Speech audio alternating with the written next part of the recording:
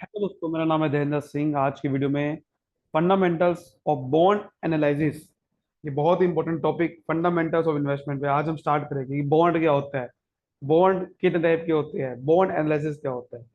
तो चलिए बिना कोई देरी के शुरू करते हैं फिर। सबसे पहले बॉन्ड्स और डिवेंचर में जरा फर्क समझ लेते हैं क्या होता है। बेसिकली बॉन्ड या हो या डिवेंचर हो, ये एक तरह का लोन होता है। बेसिकली एक लोन है और कुछ नहीं है ये, जो कि बेसिकली बायर गिव करता है। ठीक है, इशूअर ये इंस्ट्रूमेंट को जो इशू करता है वो लोन लेता है। ठीक है, बाहर के लोगों से।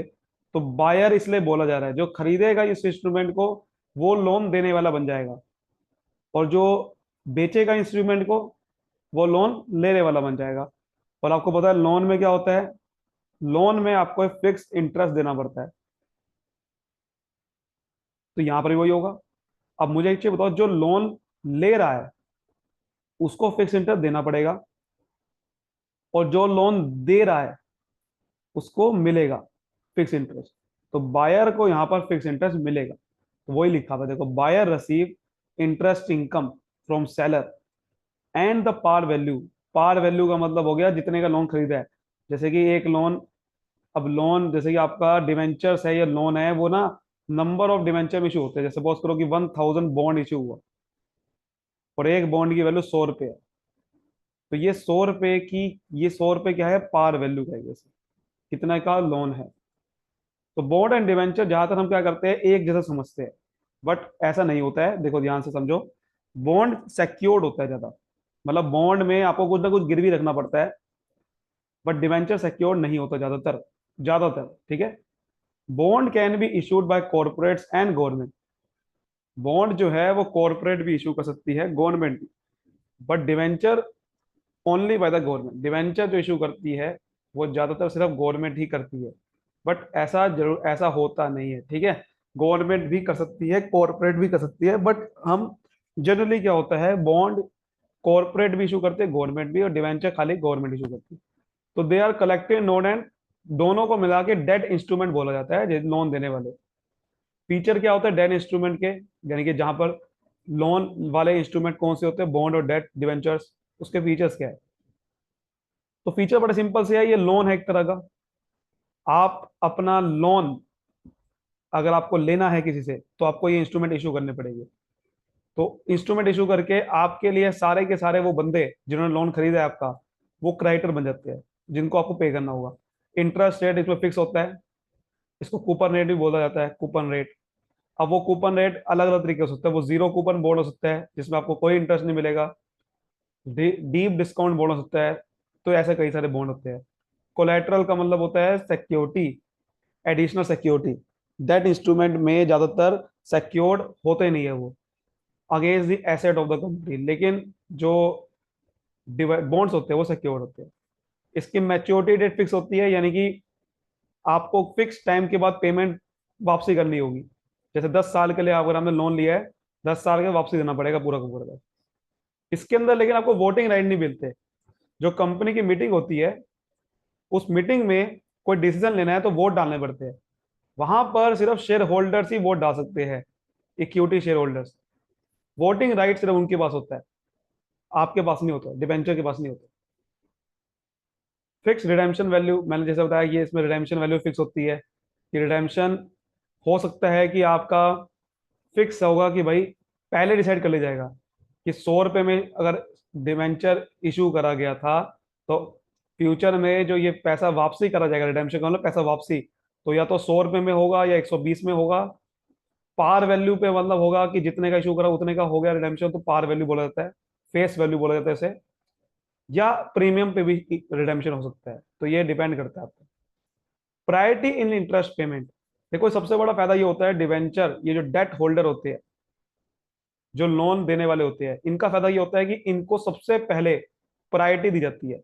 सबसे पहले किसी को जो पेमेंट मिलेगी इंटरेस्ट की, वो डिवेंचर होगी। मतलब कि शेयर होल्डर को पैसा बाद में दिया जाता है, सबसे पहले प्रायोरिटी डिवेंचर को दी जाती है, डेट होल्डर को दी जाती है। इनको सबसे पहला पैसा वापसी भी मिलता है, यानी कि इंटरेस्ट भी पहले पे किया जाएगा, इनको डिविडेंड बाद में पे किया जाता है। और प्रायोरिटी इनको रिडेम्पशन के वक्त भी होती है, जब पैसा लौटाने की बारी आएगी तो सबसे पहले डिवेंचर को पैसा लौटाया जाएगा, डेट होल्डर को, ना कि शेयर होल्डर को। तो बात करते हैं डेट इंस्ट्रूमेंट कितने तरीके के होते हैं, ये बड़ा इंपॉर्टेंट टॉपिक है।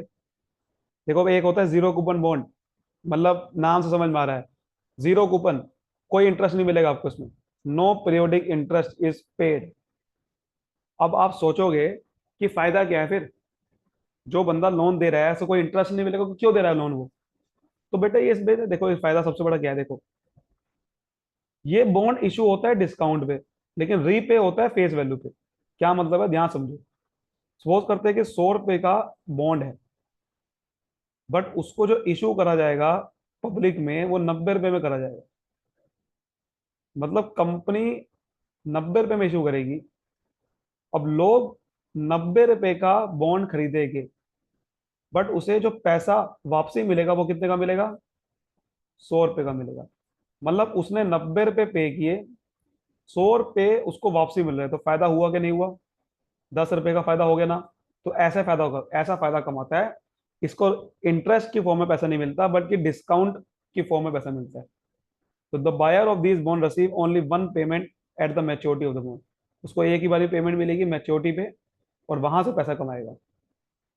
वही लिखा हुआ है ना, the difference between the issue price and redemption price से ही होल्डर को रिटर्न आता है। कन्वर्टेबल बॉन्ड होता है कि जो कन्वर्ट हो सकता है इक्विटी में, यानी कि ऐसा बॉन्ड जो कन्वर्ट हो जाएगा इक्विटी शेयर्स में कन्वर्ट होता है, उसे बोलते हैं कन्वर्टेबल। कुछ टैक्स सेविंग बॉन्ड होते हैं जिसमें आपको टैक्स नहीं देना पड़ता, जो टैक्स एग्जम्पशन होती है जिसके अंदर up to a specified amount of investment.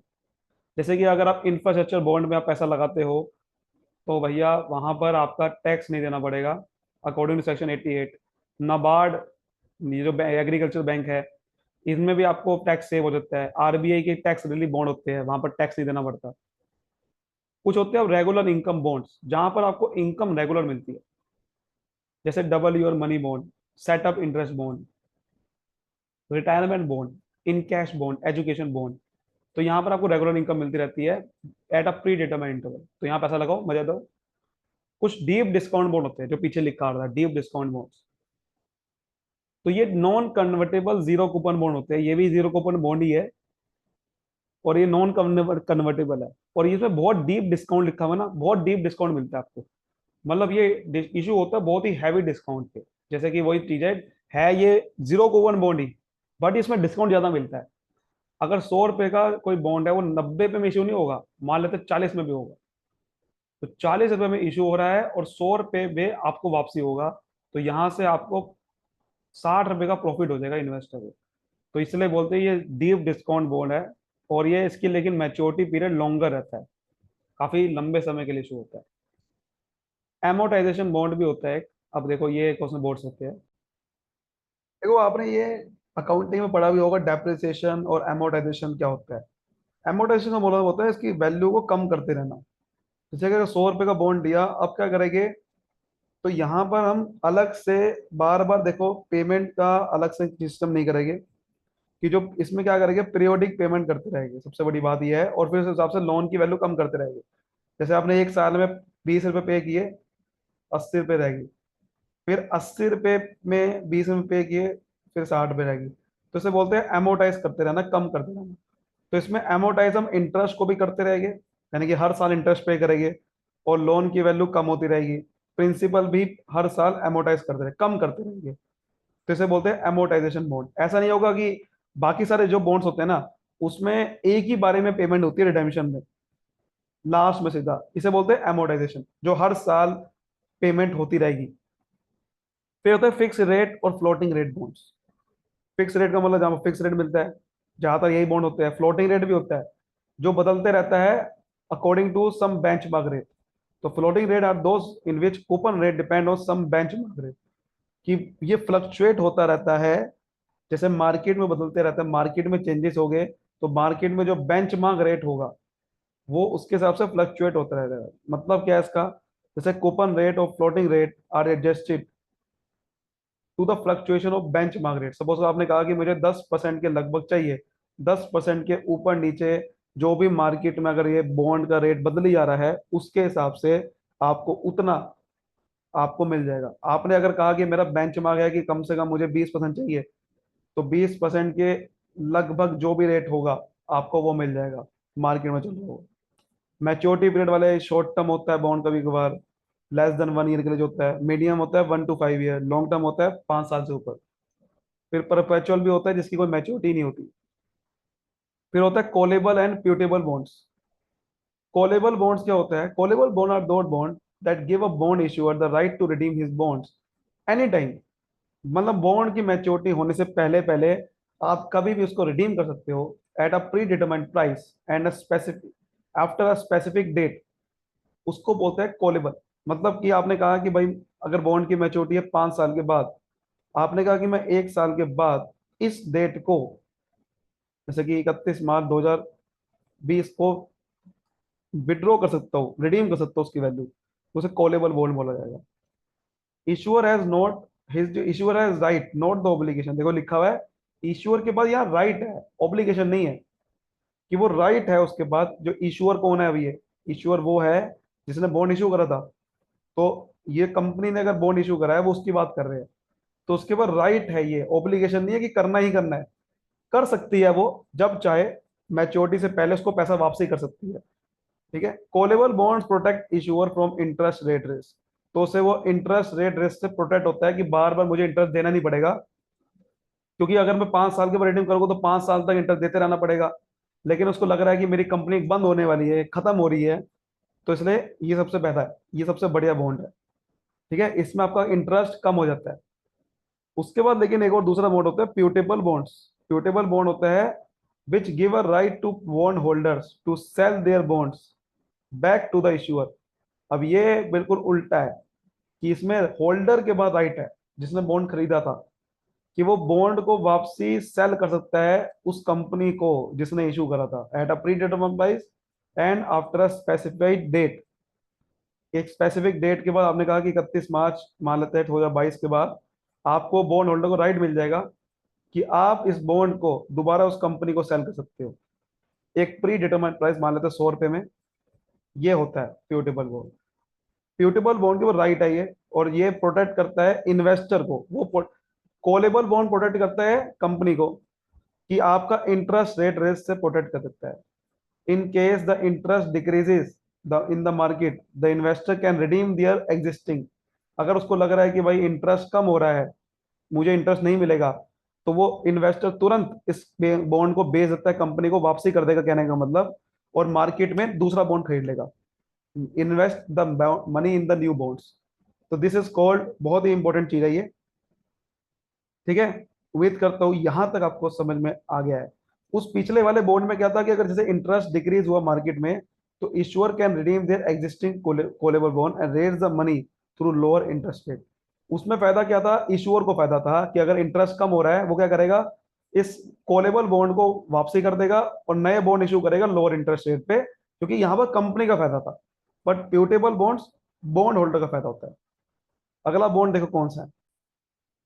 अगला देखिए बड़ा बेहतरीन बॉन्ड है, मसाला बॉन्ड। मसाला बॉन्ड क्या होता है? यार मसाला, इसमें मसाला मिलेगा मुझे या ये नहीं? देखो मसाला बॉन्ड क्या है। मसाला बॉन्ड एक रुपी डोमिनेटेड बॉन्ड होता है, जो कि इंडियन एंटिटी बाहर के कंट्री में इशू करती है, बाहर की फॉरेन मार्केट में इशू करती है पैसा रेस करने के लिए, बट रुपी की फॉर्म में, फॉरेन करेंसी में नहीं। अभी आप सोचोगे फॉरेन करेंसी पैसा नहीं रहना तो क्या फायदा है? ये इसका फायदा ये होता है, बस आपका मसाला बॉन्ड आपको सस्ते में, चीपियर बोरिंग हो जाती है। और मसाला नाम कहाँ से पड़ा है? स्पाइसेस, क्योंकि मसाला का नाम स्पाइसेस होता है। तो इंटरनेशनल फाइनेंस कॉर्पोरेशन ने ये नाम दिया है ताकि इंडिया का कल्चर पॉपुलराइज हो सके फॉरेन प्लेटफॉर्म में। इसका ऑब्जेक्टिव यही होता है कि जब जैसे कि कोई गवर्नमेंट को इंफ्रास्ट्रक्चर के लिए पैसा चाहिए, इंफ्रास्ट्रक्चर प्रोजेक्ट्स के लिए, सड़कें बनानी है, फलाना करना है, उसके लिए मुझे पैसा चाहिए, तो उसके लिए ये इशू होता है। और इसका फायदा ये होता है कि जब हमारी डोमेस्टिक करेंसी की वैल्यू डाउन हो रही होती है, तो कंपनी क्या करती है, इस बॉन्ड को इशू करती है। जिससे क्या होता है कि दूसरे वाली फॉरेन मार्केट होगी, क्योंकि जब हमारी करेंसी की वैल्यू डाउन होती है ना, तो डॉलर महंगा हो जाता है। और डॉलर महंगा होगा तो उसे उसे ज्यादा पेमेंट करनी पड़ेगी, महंगी पेमेंट करनी पड़ेगी मुझे। अब भाई 1 डॉलर अगर पहले 50 का था, वो 1 डॉलर आज हो जाएगा 100 रुपए का, तो भैया उसको 100 के हिसाब से पेमेंट करनी पड़ेगी, और वो फंस जाएगा। तो इसलिए ये तब इशू होता है। समझा की बात? 50 रुपए का मैं इशू करूंगा, लेकिन देना कितना पड़ेगा उसे वापसी, 100 रुपये। ये फायदा है। तो ये इशू करना पड़ता है। डेप्रिसिएशन जब हमारी करेंसी की होती है, कंपनी हैज टू पे मोर while repaying his debt or while servicing interest on such borrowing, ठीक है। और from the ensure perspective, masala bond cheaper boring करवाता है। मसाला बॉन्ड हमें चीपर बोरिंग करवाएगा इश्योर के हिसाब से। अब इश्योर के हिसाब से चीपर बोरिंग इसलिए है क्योंकि यहाँ पर सस्ती बोरिंग इसलिए होती है बिकॉज इंटरेस्ट हमारा कम देना पड़ता है। ये फायदा होता है, इंटरेस्ट हमारा कम देना पड़ता है बाहर की मार्केट में। और ये हमारा housing development finance corporation limited सबसे पहला कॉरपोरेट है जिन्होंने ये रुपी डोमिनेटेड बॉन्ड इशू करा था 2016 में, ठीक है। तो ये मसाला बॉन्ड हमारे इंडिया को सस्ती बॉन्डिंग करवाता है, और बाहर के देश को इसलिए फायदा होता है कि उसको जो रीपेमेंट मिलती है वो ज्यादा मिलती है, ठीक है। क्योंकि जब डोमेस्टिक करेंसी की वैल्यू डाउन होगी तो भैया उससे रीपेमेंट ज्यादा मिलेगी, लेकिन जब अप होगी तो मसाला अमाउंट किसके लिए फायदा होगा, इंडिया के लिए। और इस इंडिया के लिए इसलिए फायदा है क्योंकि इंटरेस्ट भी कम देना पड़ता है, इंटरेस्ट रेट कम हो जाता है बाहर की कंट्री में। समझ आ गई बात। तो ये चीज है। अगला हमारा है नॉन कन्वर्टेबल डिवेंचर, भाई जो कन्वर्ट नहीं हो सकता, पार्शली कन्वर्टेबल मतलब जो कुछ कन्वर्ट हो सकते हैं उसमें से कुछ पार्ट, कुछ नहीं होगा। फुली कन्वर्टेबल सब पूरा हो सकता है। उसके बाद सिक्योर्ड प्रीमियम नोट्स, ये क्या होता है, ये एक तरह का शेयर वॉरंट होता है जो कि लिस्टेड कंपनी कोई भी इशू कर सकती है after getting the central government approval. ये एक हाइब्रिड सिक्योरिटी होती है जिसमें इक्विटी और डेट इंस्ट्रूमेंट का, बिल्कुल हाइब्रिड का मतलब होता है combination of both, equity and debt instrument का कॉम्बिनेशन होता है सिक्योर्ड प्रीमियम नोट्स। बेसिकली इसमें लॉक इन पीरियड होता है 4 से 7 साल का, यानी कि अगर आपने ये बॉन्ड, ये आपने सिक्योर्ड प्रीमियम नोट खरीदे एसपीएन, तो 4 से 7 साल तक आपको कंपनी के साथ जुड़ के रहना पड़ेगा, which in which during which no interest is paid, जहां पर इंटरेस्ट आपको कोई पे नहीं किया जाएगा। लेकिन 4 से 7 साल तक आप बेच नहीं सकते।